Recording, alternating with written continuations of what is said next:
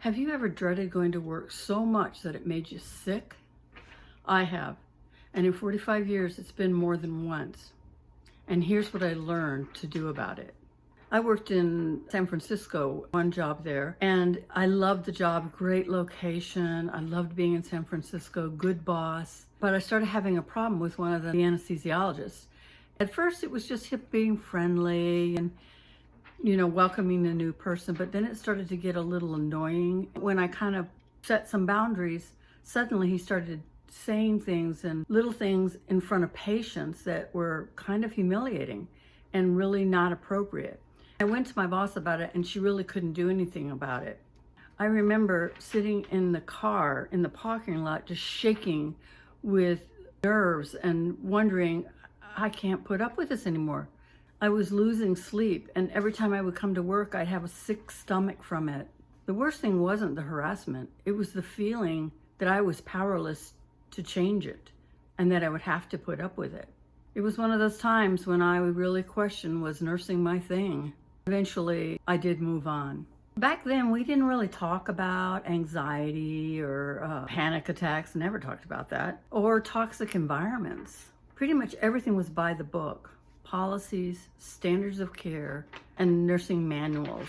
The other thing about those times is incident reports were really the blame of the nurse. We were always responsible for it. There was always the conference afterwards to say, what could you have done differently? When in fact, there was lots of things going on. We didn't really feel supported. We just went in there to do our jobs as strongly and as knowledgeable as we could. I thought I'd share with you some of the tools that I learned to get through those times when you're driving to work and you're freaking out and you just don't want to go to work. First thing I did, and I'm not kidding you, I carried this around for a long time, was I wrote a resignation letter and I kept it in my car. Did I ever use it? Maybe once. But the idea that I had it there and I had a solution that I could live with was so reassuring to me. It gave me power when things became unbearable. The second tool was I hate my job tool. I don't know about you, but there were days when I would drive to work and say, I hate this job. I hate this job. It's funny because that was that feeling in your stomach where your body knew before your mind did. For me, it was the signal to start looking elsewhere. It wasn't the end of the job. It was just, maybe there's something better. Maybe there's someplace I'll have more autonomy and I'll be respected more. A third tool, which happens in lots of places you work, but it doesn't make it right, is gossiping about coworkers. And I would get so uncomfortable with that I would literally leave the room, or I would be shaking because I would think this is not appropriate to be saying unkind things about someone else that was working with you. Even the doctor that I didn't like. I would seek people's opinions about it, but I would not belittle him. So what I learned, and it took me many years of growing up and growing stronger, to actually say, I'm really uncomfortable with this topic right now. I don't think it's appropriate for us to be talking about that doctor or that nurse this way right now. And I would leave the room.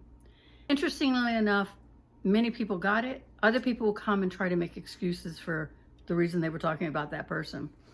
What it did for me is it created boundaries for me to understand that I didn't have to listen to that, and that people understood that they couldn't come to me and say unkind things about other people. Here's the fourth thing. Document everything. It seems funny to me, but I remember in one job where I kept a journal and it was full of things that had happened that I found that weren't really kosher. So I would write them down, and I never used that information, but I kept it for a while. And the other thing is, find an ally at work. Sometimes your ally is actually who you thought was your enemy, but they have their own stuff going on.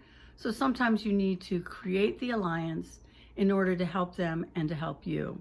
And be sure to create boundaries with difficult people. Super important.